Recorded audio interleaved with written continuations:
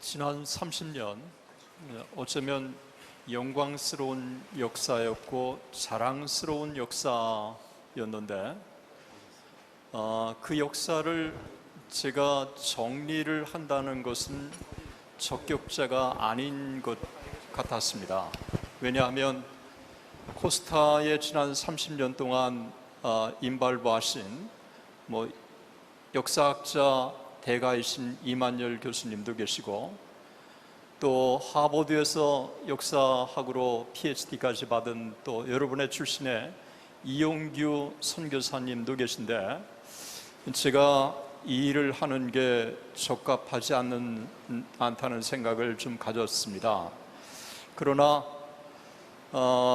한국교회사를 가르치는 사람으로서 또 코스타가 학생운동에 중요한 역할을 했다고 하는 사실을 깊이 인정하고 있는 상황에서 한번 코스타의 30년의 역사를 정리해보는 것은 또 다른 의미가 있다고 하는 생각 때문에 용기를 가졌습니다.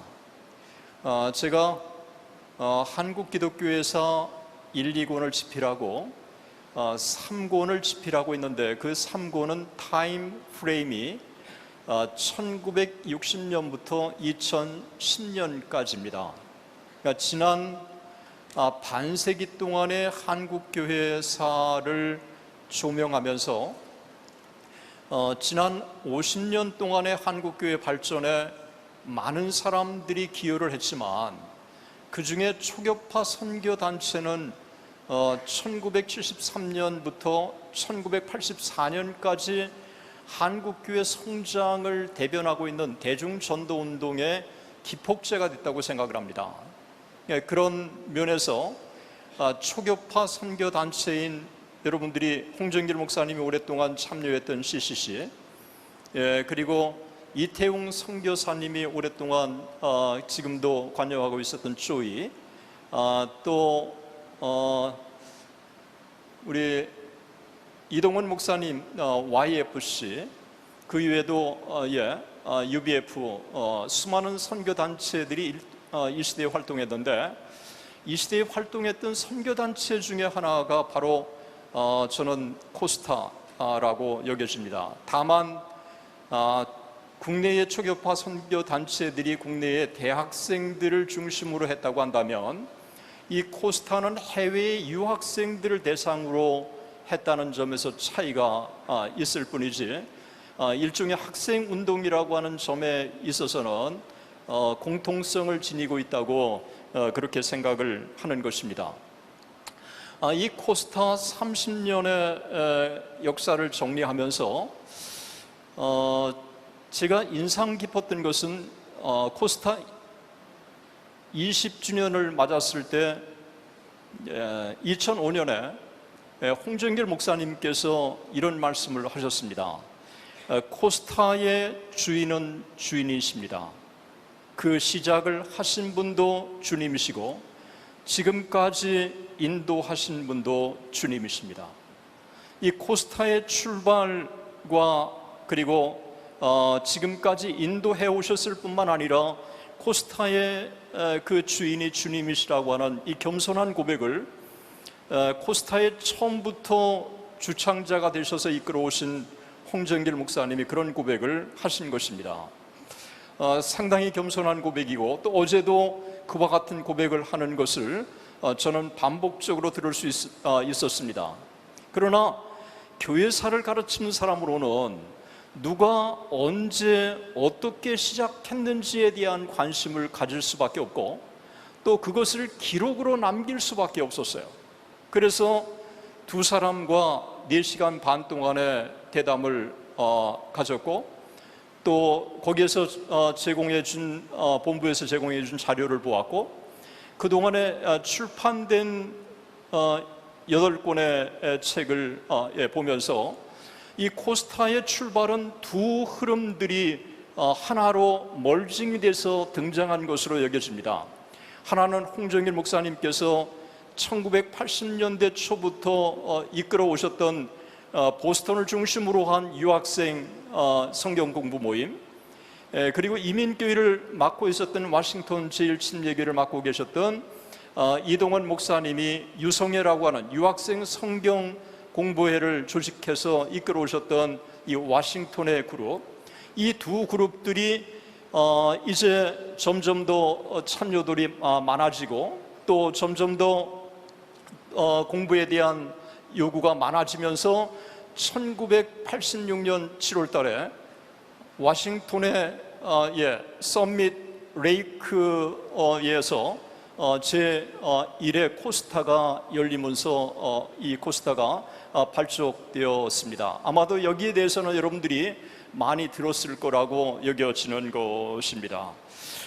저는 이 코스타 발단과 관련돼서 이동원 목사님과 홍정길 목사님이 이 일에 중심이 되셔서 이 모임을 이끌어 오셨지만, 저는 또 두 그룹을 더 언급하기를 원하는 것입니다. 하나는 유학생들의 복음에 대한 간절한 열망이 너무 중요하게 코스타 태동에 그 역할을 했다고 하는 사실을 제가 좀 강조하고 싶고, 또 하나는 한국교회 후원이 없었다면, 여기에 강사로 참여한 분들이나 경제적으로 지원을 했던 분들이 도움이 없었다고 한다면, 혹은 워싱턴 제1침례교회를 비롯한 일부 이민교회들의 지원이 없었다고 한다면 이 코스타는 오늘날처럼 그렇게 크게 발전하지는 못했을 거라고 여겨지는 것입니다. 그런 면에서 이 코스타는 이동원 목사님과 홍정길 목사님, 또 뜻을 같이 하는 여러 목회자들이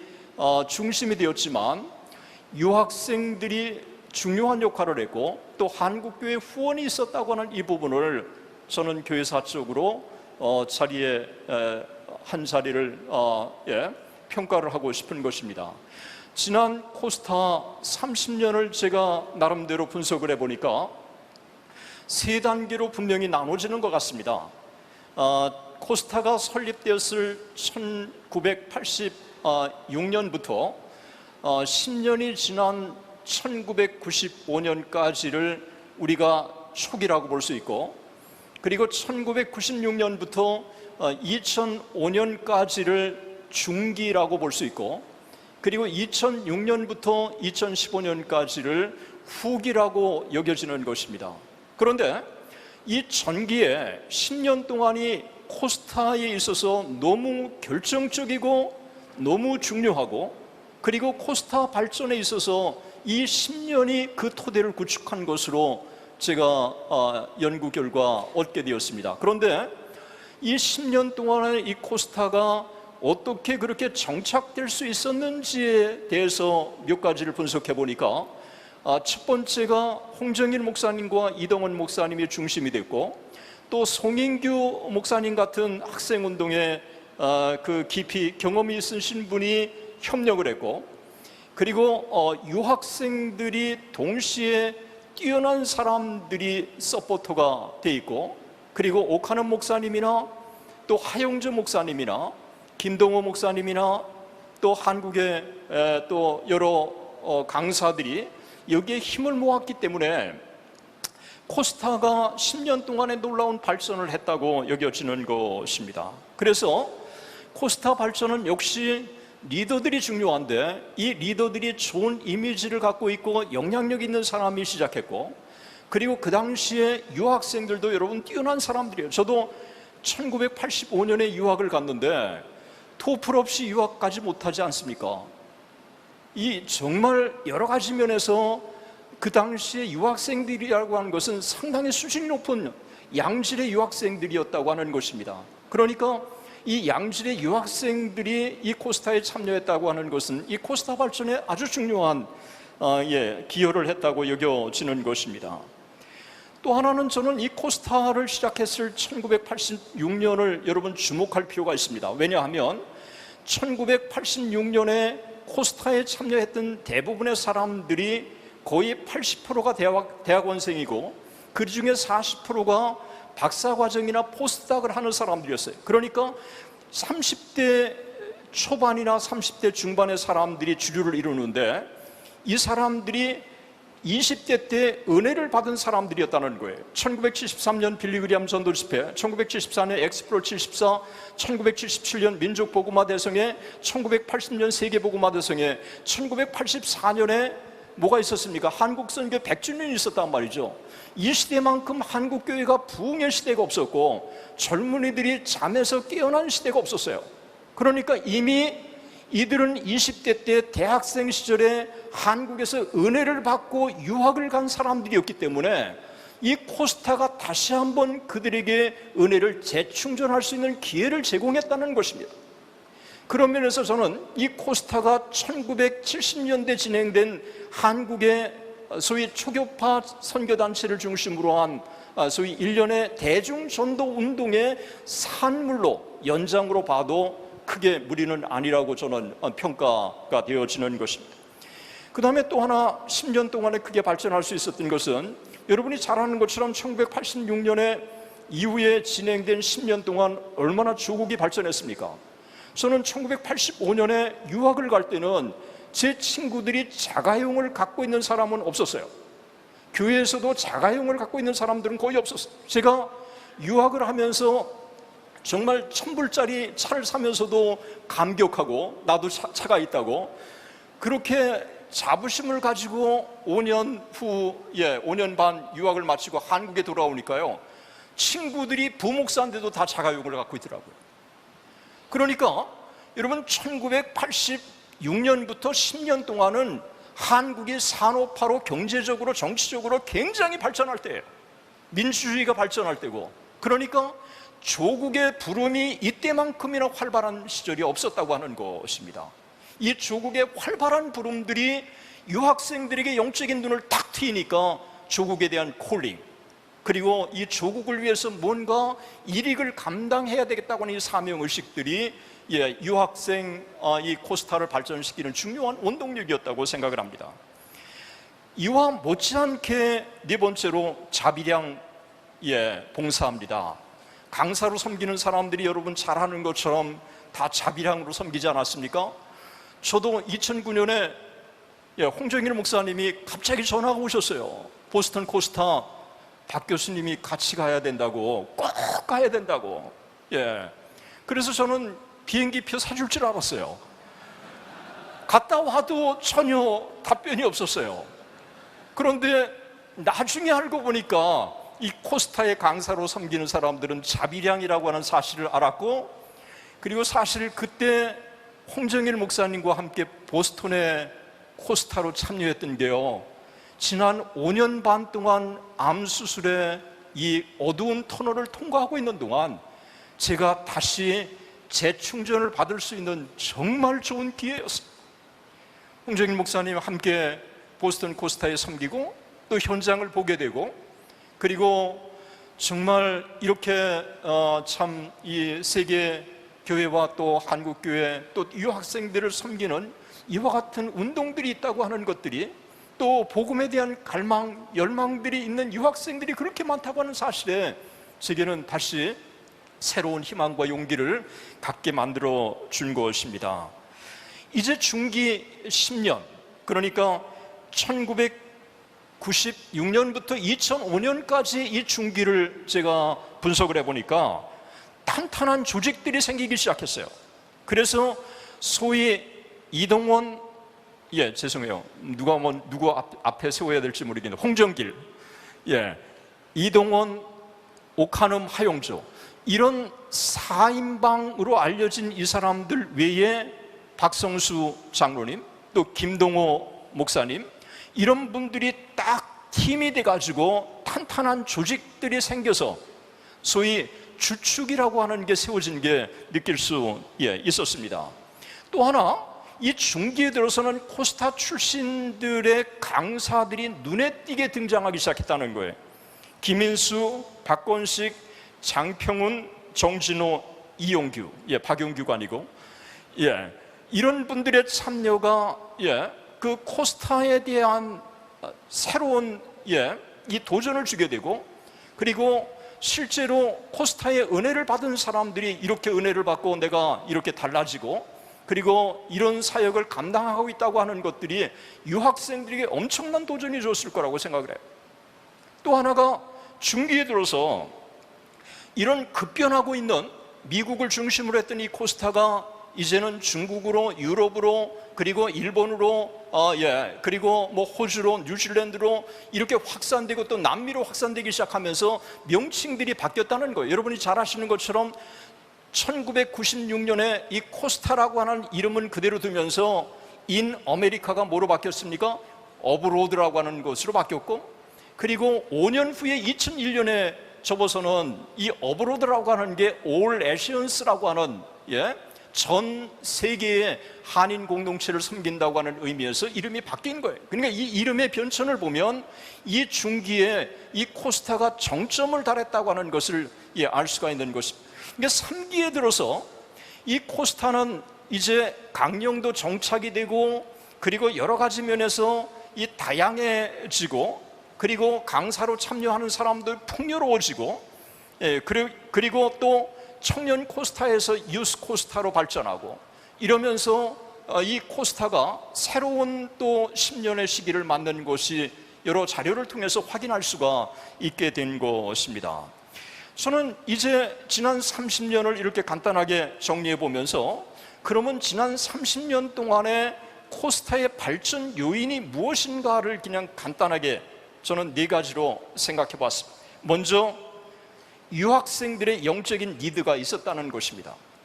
이미 한국에서 부흥운동을 경험한 사람들이기 때문에 유학을 가서도 영적인 니드가 있었던 거예요. 그리고 유학생활이라고 하는 거 여러분 잘 아시는 것처럼, 유학생활 여러분들 다 경험하신 것처럼 얼마나 심령이 가난합니까?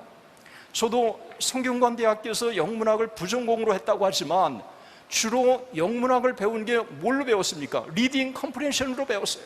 그리고 유학 가가지고 리스닝 컴프리hension도 힘들었고, 그리고 말하는 것도 어려웠고, 글 쓰는 것도 어려웠어요. 그래서 레포트를 놓고 얼마나 하나님 앞에 눈물로 기도했는지 몰라요. 그러니까 이 교만했던 사람들이 심령이 가난해진 거예요. 겸손해진 거예요. 그러니까 이때 홍정일 목사님, 이동원 목사님, 또 김동호 목사님, 박성수 장로님, 이런 사람들에게 엄청난 도전을 주면서 그 복음이 심령들 속에 파고들 수 있었던 거예요. 여러분, 우리가 환경이라고 하는 것은 우리의 강팍한 심령을 갈구는 거예요. 그래서 우리의 강팍한 심령을 기경해서 복음을 접할 수 있는 이 좋은 환경을 만들어준 게 어쩌면 힘든 유학생활이에요. 이런 것들이 이 코스타를 발전시키는데 아주 중요한 역할을 해왔다고 하는 것입니다. 이런 가운데 좋은 강사들이 있었다는 거예요. 여러분, 오늘날 마찬가지지만 우리가 이미지 메이킹 시대 아닙니까? 그냥 이미 딱 비평적이면 그분의 말을 듣고 싶지 않은 거예요. 그런데 누가 좋으면 그냥 다 마음의 문을 열고 거짓말도 진실로 받아들이고 싶은 마음이 생기는 거예요. 그런데 이 좋은 강사들이 도전을 준 게 이 코스타에 있어서 이 발전의 중요한 요인이었다고 생각을 합니다.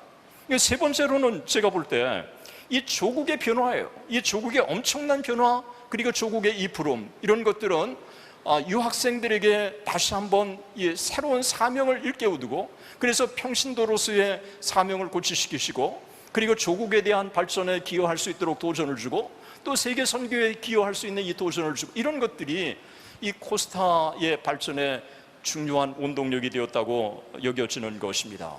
이건 못지않게 제가 코스타의 30년 동안의 주제를 쭉 보고, 그리고 코스타에 했던 몇 분의 이 강의를 들으면서 특히 홍정일 목사님이나 이동원 목사님, 이들에게 공통적으로 찾을 수 있는 게 있었고, 10년 동안의 주제를 분석해 보면서 제가 내린 게 그냥 한마디로 표현한다고 한다면 소명과 사명과 비전이었어요.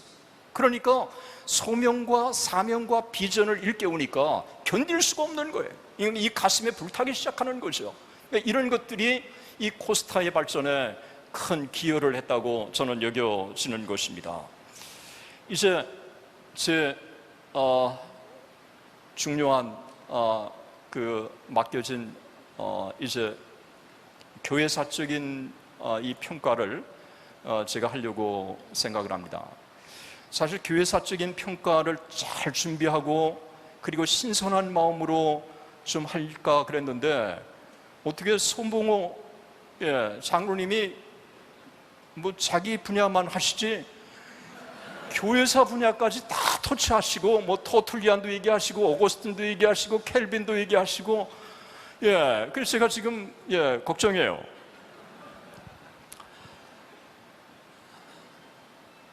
지난 30년 교회사적으로 코스타를 평가한다고 한다면 저는 5가지가 한국교회사적으로 이 코스타가 기여했다고 여겨집니다. 첫 번째가 회심의 역사입니다. 여러분 1984년까지 73년부터 84년까지 10년 동안은 한국의 회심의 역사가 참 많이 일어났어요. 대학생들 가운데서도 회심의 역사가 적지 않게 일어났어요. 그런데 한국교회를 분석해보면 이때 이슈가 민주화 운동으로 바뀌게 되고 초교파 선교단체들의 관심도 민주화 운동으로 바뀌기 시작하면서 이들 가운데 회심의 역사가 그전에 비해서 거의 강하게 나타나지 않았어요. 그런데 젊은이들 가운데 회심의 역사를 지속적으로 계속해서 나타나도록 도전을 준 게 저는 코스타라고 얘기했어요. 이 코스타에 참여한 사람들 중에 여러분 20%가 초창기 10년 동안의 불신자였는데 이 20%의 불신자들 중에서 50%가 회심을 경험했다고 하는 것은 이건 굉장한 숫자입니다. 그러니까 만약에 코스타가 여러분 첫 10년 동안에 얼마인지 모르지만 2만 명이 참석했다고 했을 때 그 2만 명 중에서 20%라면 40%입니다. 그러면 2만 명 중에서 4천 명이 불신자들이고 이 4천 명 중에서 50%가 회심을 경험했다면 2천 명이 회심을 경험한 것입니다. 여러분 유학생들은 엘리트고 정말 인재 중에 인재들이에요. 이들이 2천 명이 회심해서 조국의 발전에 기여했다고 하는 것은 이건 굉장한 거예요. 이거는 일당백을 하는 사람들을 통해서 이 사회를 바꾸도록 만들어주는 것을 코스타가 했다는 것입니다. 저는 이 코스타가 이제 이 정신을 저는 계속 계승해야 된다고 믿습니다. 그럴 때 이 영적인 각성운동을 통해서 이 젊은이들 깨우는 일들이 계속 일어날 거라고 여겨집니다. 두 번째로 전문인 평신도 선교사들과 전문인들을 이 코스타를 통해서 상당수 배출했다고 하는 거예요. 여러분 이 부분에 대해서는 아무리 강조해도 지나치지 않을 것이고 여러분들이 다 경험한 것처럼 코스타가 끝나고 나서 선교사 파송식을 하지 않습니까? 이들이 다 은혜를 받고 더 화려한 직장이 있는데도 불구하고 한동대학교나 그리고 연병과학기술대학이나 그리고 울란바토르 대학이나 그 외에도 여러 지역으로 흩어져서 또 국내에서도 또 여러 사역을 감당하는 사람들로 자리매김을 했다고 하는 것이죠.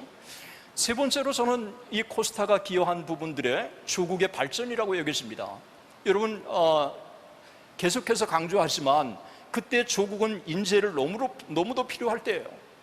사회나 정치나 경제나 교육이나. 그래서 코스타 출신자들이 수많은 사람들이 교수가 되고 또 정치 지도자들이 되고 또 경제 지도자들이 되고 문화 지도자들이 되고 그리고 또 전문인 사역으로서 각층의 또 시민운동에 중요한 역할을 하고 이러면서 지난 30년을 회고해 볼 때 이들이 민주화 운동에도 크게 기여한 것이고 한국의 경제 발전에도 크게 기여한 것이고 한국의 산업 발전에도 크게 기여한 것이고 한국의 또 종교 발전에는 물론이라고 여겨져요. 이런 발전의 전문인 사역자들을 키우고 또 동시에 조국의 경제 발전에 기여를 하게 됐다고 하는 것은 이 코스타의 큰 업적이라고 여겨지는 것입니다. 이 또 하나가 있습니다. 저는 이 부분을 참 높이 평가하는데 저는 그 네 번째가 연합운동이라고 여겨져요. 이 코스타에 참여하는 강사들이 다 여러분 교파를 초월하지 않습니까? 감리교, 장로교, 침례교 할 것 없이 교파를 초월해서 강사로 참여하고 또 코스타에 참여한 사람들이 교단을 불문하고 또 심지어 초교파 선교단체들이 어떤 출신인지 개의치 않고 이들이 한데 모여서 함께 하나의 공동체, 한 주를 고백하고 또 한 성령을 마시고 또 한 꿈을 꾸었다고 하는 것은 이건 굉장한 것입니다. 여러분, 1986년부터 지금까지 지난 30년 동안 한국교회를 평가할 때 이수영 목사님이 그런 얘기를 해요. 세 가지를 지적했는데 한국교회에 정말 해결해야 될 세 가지가 있다. 그 중에 하나가 한국교회 침체다. 또 두 번째로 그분이 지적한 게 한국교회 분열이었어요. 여러분, 한국교회 쪼개지고 그래서 하나였던 장로교회가 지금은 400개가 넘는 교단이 되지 않았습니까? 이런 분열의 분열을 거듭하고 있는 게 한국교회인데 그 외국의 유학생들이 하나 돼서 하나의 연합운동을 전개했다고 하는 것은요, 모국의 모습과는 반대되는 성경적인 모습으로 발전해 갔다고 하는 것을 보여주는 아주 긍정적인 신호라고 저는 여겨지는 것입니다. 참된 부흥이 일어나는 곳마다 연합운동이 일어났습니다.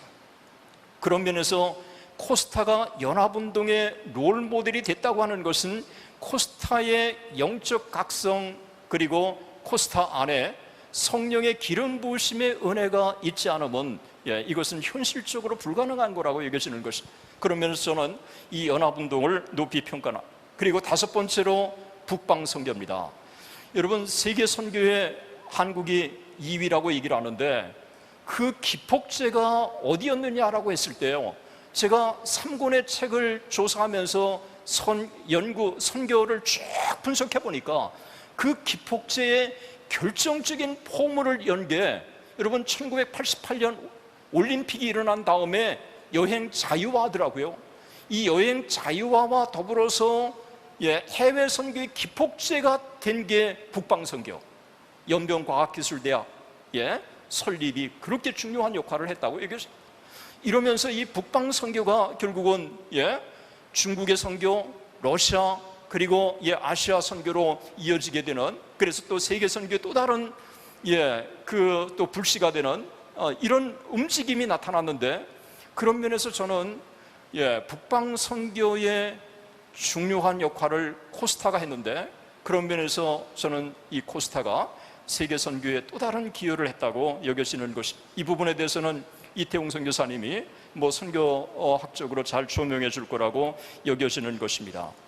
이제 저는 좀 과제에 대해서 좀 말씀을 좀 드리려고 합니다. 그러면 지난 30년을 돌이켜 봤을 때 코스타가 어떤 방향으로 좀 더 발전되고 또 보완되고 또 개혁되어져야 할 것인지, 이 부분에 대해서 저는 좀 말씀을 좀 드리기를 원해요. 첫 번째가 지속적인 회심의 역사가 나타나는 코스타가 돼야 된다고 여겨지는 것입니다. 이 코스타의 주제가 초창기보다는 후반부에 들어오고, 또 강사의 초청을 제가 보면서 나름대로 내린 거는 초기에는 복음에 대한 열정, 영적 각성운동, 그리고 신학생들의 신앙의 회심, 이런 부분들이 상당히 많이 강조되고, 실제로 강사들도 그런 일에 초점을 두고 진행되어 왔는데, 일부 지역이나 또 시간이 지나면서 이 주제들이 사회적 이슈의 주제들을 다루는 것으로 바뀌기 시작했다는 거예요. 여러분, 손봉호 교수님의 제가 강의를 들으면서 저는 일부는 동의하지만 동의하지 않는 부분이 있어요. 우리가 사회적 이슈, 경제 정의, 그리고 우리가 윤리적인 문제시죠. 좋아요. 그거 해야 돼요. 그러나 근본적으로 우리를 변화시키시는 분은 성령 하나님이신 줄로 믿습니다. 성령 하나님이 우리를 변화시키고 우리에게 성령의 은사뿐만 아니라 성령의 열매를 맺게 하신다고 한다면 한국교회 달라질 줄로 믿습니다. 평양 대붕운동이 일어나고 나서요, 세 집 건너 한 집이 술집이었어요. 그런데 평양 대북운동이 일어나기 전에 평양은 기생의 도시, 환락의 도시였어요. 그런데 평양 대북운동이 일어나고 평양이 뭘로 바뀌었습니까? 동방의 예루살렘으로 바뀌었어요. 누가 바뀌어줬습니까? 그들이 특강을 해서 바꿨습니까? 그들이 일부 다른 것을 해서 바꿨습니까? 저는 성령 하나님이 바꿔주신 줄로 믿습니다. 성령이 그들 가운데 임하게 되면, 그리고 성령께서 그들의 죄악을 깨닫게 해주시면 근본적으로 달라지는 거예요. 저는 한국교회가 영적인 각성을 얘기하되 죄에 대한 문제를 정확히 지적해 줘야 된다고 여겼습니다. 여러분, 우리가 회심이라고 하는 게 뭡니까? 회심은 첫 번째가 지적으로 인정하는 거 아닙니까? 두 번째가 감정적으로 통회하고 뉘우치는 거 아닙니까? 세 번째가 의지적으로 돌아서는 거 아닙니까? 돌아서는 것까지 포함되지 않는다면 그 회심은 가짜입니다. 정말 진짜 회심의 역사를 강조하고 그리고 도전을 준다고 한다면 저는 그 이후에 성령의 열매, 사랑과 희락과 화평과 온유와 충성과 자비와 절제, 온유, 이런 모든 것들이 따를 거라고 여겨집니다. 진정한 영적 각성, 그것은 윤리와 별개가 아니라는 것을 초대교회가 보여주고 있고, 종교개혁이 보여주고 있고, 한국의 평양대북운동이 보여주고 있고, 김익두 부흥운동이 우리에게 보여주고 있습니다. 저는 이와 같은 참된 영적 회심의 역사가 코스타에 지속되기를 주의 이름으로 축원합니다. 그리고 이 부분을 강조하기를 저는 주의 이름으로 부탁을 합니다. 두 번째로, 이 코스타라고 하는 게 평신도 운동 아닙니까? 그런데 이 초창기는 그렇지 않은데 시간이 지나면서 자료를 보고 또 여러 사람의 인터뷰를 하고 이러면서 또 제가 일부지만 참여를 경험하면서 목회자 그룹과 평신도 그룹 사이에 이 코스타 안에 뭔가 보이지 않는 텐션이 있다고 하는 거예요. 여러분, 이 부분은요, 이거는 코스타가 연합운동이라고 지금까지 강조했고 연합운동을 자랑해 왔는데 내부적으로 이런 움직임이 있다고 하는 것은 깊이 반성해야 될 거라고 얘기했어요.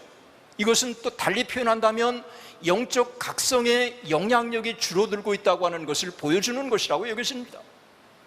성령 안에서 우리는 하나 되어야 될 줄로 믿습니다. 그러면 목회자 그룹이 따로 있고 또 평신도 그룹이 따로 어디 있겠어요? 우리는 다 그의 나라와 그의 의를 위한 도구예요. 손봉호 교수님 말씀하신 것처럼 우리는 다 그의 나라와 그의 의를 추구하는 도구들 아닙니까? 그런 면에서 저는 이 코스타가 그런 부분에 있어서 목회자 그룹과 또 평신도 그룹 사이에 행여 텐션이나 긴장들이 없어야 될 거라고 여겨지는 것입니다.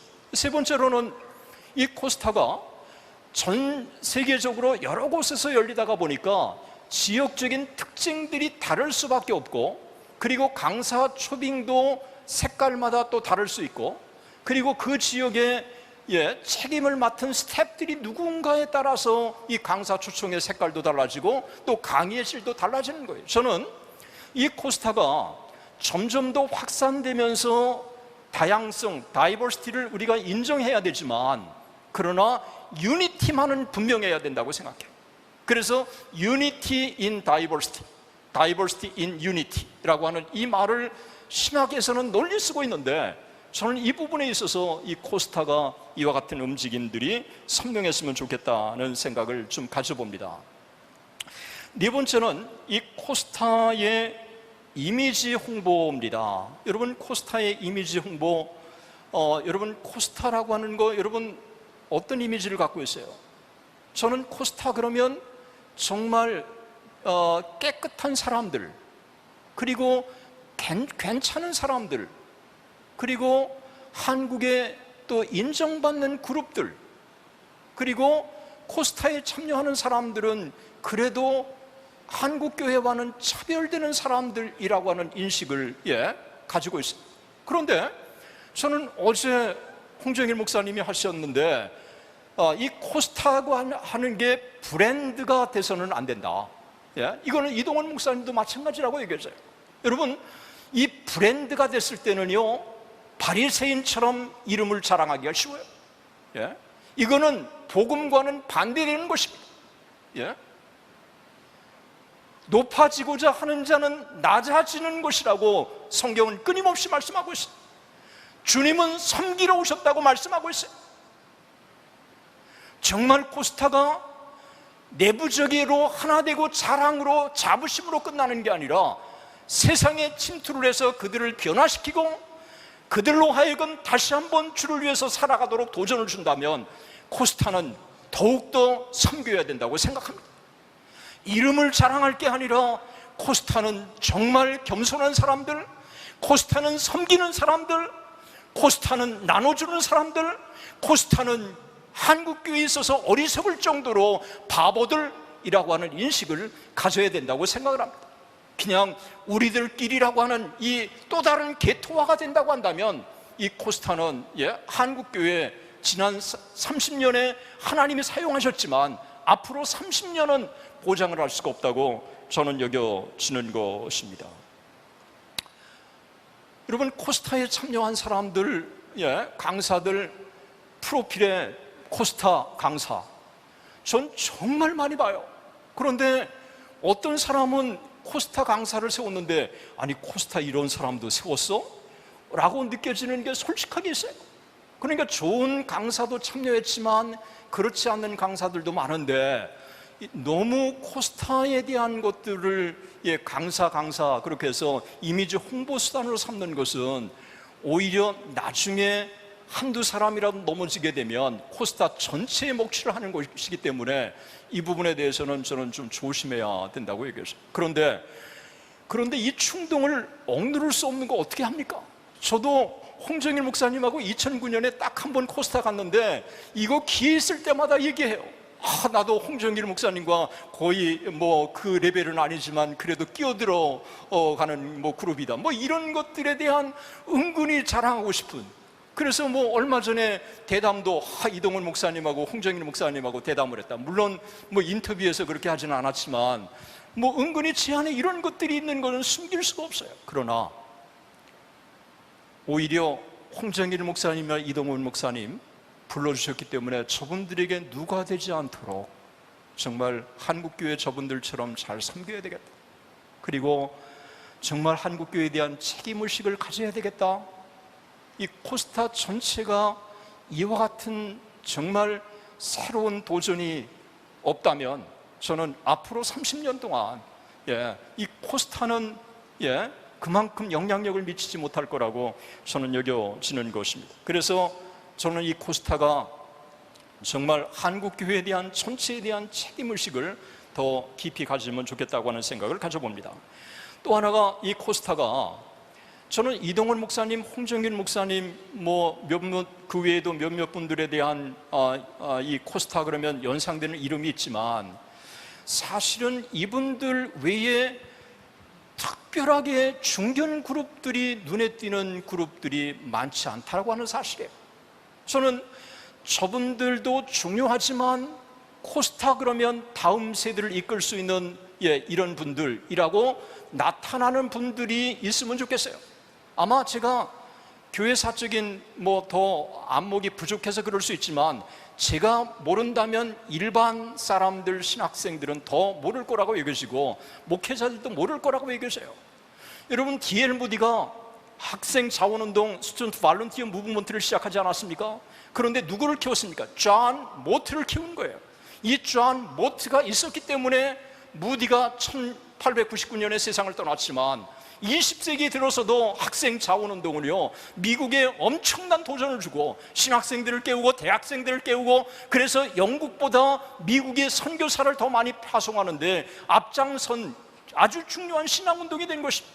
그러면서는 이 코스타가 좀 더 이 중견 그룹들을 많이 배출해 나는 좋은 리더십의 아름다운 그 교체라고 그러긴 좀 그렇고요. 여튼 그런 세워가는 이와 같은 움직임들이 있었으면 좋겠다고 하는 생각을 가져봅니다.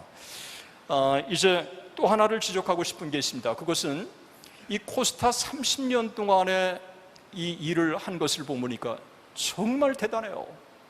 여러분, 이 코스타 이 30년 이거는요 한 역사를 바꾸는 운동이라고 할 만큼 대단한 운동이에요. 그리고 어떤 외국의 학자가 한국이 자랑하는 게 새벽기도와 코스타라고 얘기했는데, 제가 볼 때도 이 코스타가 지난 30년 동안 이런 업적을 이룬 게 정말 대단해요. 더 대단한 것은 그 일을 시작하신 이 이동원 목사님, 홍정일 목사님, 이동원 목사님, 이 두 분이 30년이 지난 이 30년 기념 행사에 두 분이 또 함께 여러분들에게 도전을 줄 수 있다고 하는, 이건 대단한 거예요. 저는 교회사적으로 30년 동안 일관되게 이런 운동이 진행되면서 그렇게 처음 시작하고 30년이 마무리가 되는 건 아니죠. 이 30년이 지난 다음에도 여전히 그 시작하신 분들이 도전을 주는 운동이 있었는지 내 모르겠어요. 예? 그런 면에서 저는 이 코스타가 정말 대단한 일을 해왔어요. 그런데 제가요, 충격을 받았어요. 코스타에 관해서 정리해 놓은 글 한 편이 없어요. 코스타가 갖고 있었던 자료들도 제공받았는데 데이터가 틀려요. 제가 솔직하게 그 데이터 다 포기했어요. 쓰지 않았어요. 네. 왜냐하면 틀린 데이터를 가지고 어떻게 쓰겠어요? 그래서 이것저것 다른 자료들을 동원하고 또 인터뷰도 하고 또 크로스 체크를 하고 그러면서 제가 올여름 동안에 너무도 이 연구에 심혈을 기울였는데 제일 만족스럽지 않는 연구가 나왔어요. 저 글 잘 쓰는 사람이에요. 죄송해요. 그런데 투자한 거에 비해서 만족도나 생산 가치가 이렇게 없는 글은 처음이었던 것 같아요. 여러분, 조나단 에드워즈 1734년에서 36년, 1740년에서 42년 미국에 엄청난 각성운동이 일어났습니다. 이것은 776년 미국의 독립에 결정적인 역할을 했다고 할 만큼 1차 대각성운동은 중요하지 않습니까? 그런데 그 1차 대각성운동이 조나단 에드워즈가 기록으로 남기지 않았다고 한다면 1차 대각성운동은 심화로 끝났을 거예요. 그런데 그 놀라운 역사를 조나단 에드워즈가 수많은 책으로 기록으로 남긴 거예요. 그러니까 세월이 지나도 조나단 에드워즈의 책만 보면 1차 대각성운동이 가슴으로 전달되고, 그리고 다시 부흥을 꿈꾸게 되고, 그리고 조나단 에드워즈의 이 도전을 통해서 다시 이 땅의 성령의 역사에 대해서 우리가 하나님 앞에 무릎으로 나가도록 하는 거예요. 저는 30년 동안에 코스타의 이 역사나 자료나 정리되지 않는다면 여러분, 이것은 반세기만 지나면 신화처럼 사라질 거예요. 그런 면에서 역사를 잘 정리했으면 좋겠고요. 그리고 역사를 정리한 것이 또 하나님의 귀한 일이에요. 여러분, 미국 교회에 제가 늘 자주 하는 얘기가 있어요. 한국에는 자료가 잘 정리가 안 됐어요. 그 중에 하나가 미국에서 유학 시절에 1973년에 빌리 그레이엄 전도 집회를 제가 연구하기 위해서 빌리 그레이엄 선교센터에 갔더니 포스터하고 인터뷰 몇 개만 남아 있어요. 이게 전부 다냐고 그랬더니 전부 다래요. 그래서 제가 마침 트리니티 이반젤리칼 디비니티 스쿨에 유학하고 있었던 그때 빌리 그레이엄의 통역을 맡은 김정한 목사님 아들 김요셉이 유학하고 있어서 김요셉한테, 목사님, 혹시 아버지가 통역을 했으니까 빌리 그레이엄 전도 대회 때 자료를 갖고 있는지 좀 확인해 달라고. 아빠한테 확인을 하고 나서 하는 얘기가 자기는 통역만 했지, 아마도 그 대회장이었던 한경직 목사님이 갖추고 계실 거라고. 그래서 한경직 목사님한테 어렵게 연락했는데 자기는 대회장만 맡았지. 그래요. 여러분, 빌리 그레이엄 전도대회요, 여러분, 정리된 원고 하나 없습니다. 엑스플로 74 없습니다. 한국교회 성령께서 하신 거라고 여기시는데 정리가 되지 않았어요. 이거요, 한국교회 또 다른 굉장한 책임입니다. 비평적인 시각에 있는 교회사가 있어요.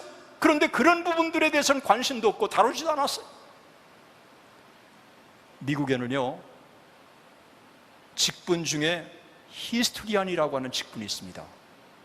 모든 교회마다 히스토리안이라는 직분이 있습니다. 이 히스토리안이라는 직분은 그 교회의 사료들을 정리하고 역사를 정리하는 이 직책을 맡은 것입니다. 이렇기 때문에 미국의 200년 된 게 300년 뒤에 딱 가면요 깜짝 놀라요. 300년 전의 자료 그대로 보존되어 있습니다. 200년 전에 그대로 자료 보존되어 있습니다. 여러분, 시골의 미국의 노댐프턴도 마찬가지고 다 어느 작은 타운마다 있는 거 여러분 기억하세요? 뭐가 있죠? 히스토리컬 소사이어티가 있어요. 히스토리컬 소사이어티. 거기 딱 들어가면 그 동네가 어떻게 시작됐는지가 잘 정리되어 있어요. 한눈에 읽을 수가 있어요. 저는 코스타, 그동안 하나님이 행하신 역사를 잘 정리하는 것도 주의 일이라고 생각을 합니다.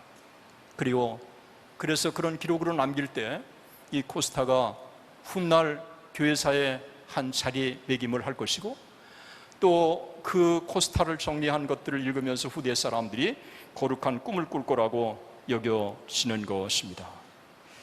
마지막으로 한 가지 더 좀 겸손하게 좀 부탁을 좀 드리기를 원합니다. 하나는 그 지나친 과대평가는 좀 우리가 하지 않았으면 좋겠습니다. 사실 이 코스타가 큰 역할을 했다고 하는 것은 정말 인정할 수밖에 없어요. 그런데 내부적으로 코스타가 이런 일을 했다라고 그냥 과대평가를 하게 되면 교회사를 가르치는 사람들이나 역사를 가르치는 사람들이 볼 때는 평가는 자체적인 평가도 중요하지만 외부적인 평가도 중요한데, 그리고 또 평가라는 것은 당대의 평가도 중요하지만 실질적이고 객관적인 평가는 후대의 평가인데, 30년 동안 행한 역사들을 잘 정리해 놓으면 저는 그 정리한 걸 기준으로 후대의 교회 사가들이, 저 같은 사람들이 객관적으로 평가할 거라고 여겨지는 것입니다. 그런 면에서 하나님께서 하신 것이라고 하는 겸손한 고백을 하면서 하나님이 여전히 우리를 사용하시기를 기대하고 또 소망하는 마음으로 섬김의 사역을 계속한다면 하나님이 코스타를 지속적으로 사용해 주실 것이라고 여겨지는 것입니다. 이제 저는 코스타에게 마지막으로 학생 자원운동에 대한 도전을 가지고 저는 오늘 강의를 맺으려고 합니다. 여러분, 무디 이후에 학생 자원운동이 무디 때 시작해서 학생 자원운동이 얼마나 미국의 선교사 파송운동과 영적 각성운동의 중심 역할을 했습니까? 1891년 오하이오주 클리블랜드에서 일회대회를 연 다음 1936년 인디애나폴리스에서 마지막 대회를 마치고 46년 만에 여러분 학생 자원 운동은 끝나버렸어요. 많은 사람들이 어떻게 46년 만에 학생 자원 운동이 끝났을까에 대해서 관심을 많이 갖고 있어요. 저도 이제 세계복음운동의 연구를 쭉 하다가 그 부분을 보다가요 굉장한 도전을 받았어요. 학생 자원운동이 처음 시작할 때는 복음 전파였어요. 그리고 세계 선교였어요. 그래서 이 도전을 받고 젊은이들이 꿈을 꾸고, 그리고 아시아와 세계 선교를 위해서 그냥 얼마나 많은 사람들이 나왔는지 몰라요.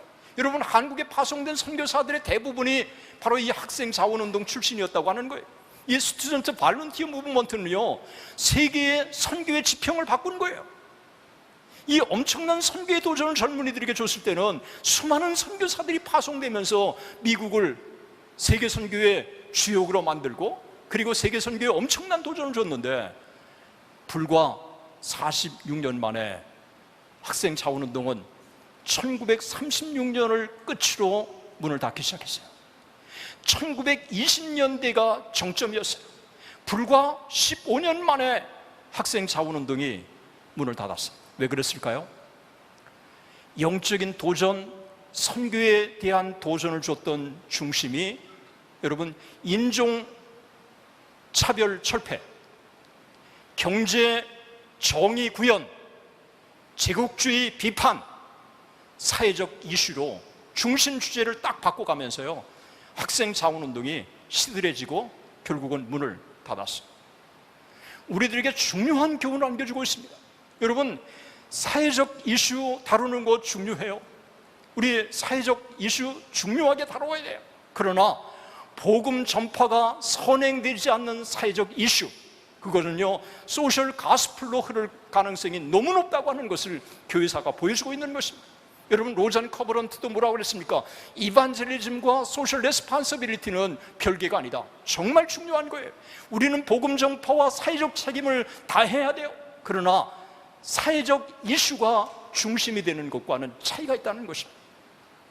저는 코스타 앞으로 30년 이제 마지막 다시 복음으로 제가 여기 딱 들어와서 귀한 도전을 받았어요. 앞으로 30년 저는 여러분들이 처음 가졌던 이 정신을 회복해서 앞으로 변함없이 30년을 나갈 때 하나님이 코스타를 영광의 도구로 사용해 주실 줄로 믿습니다.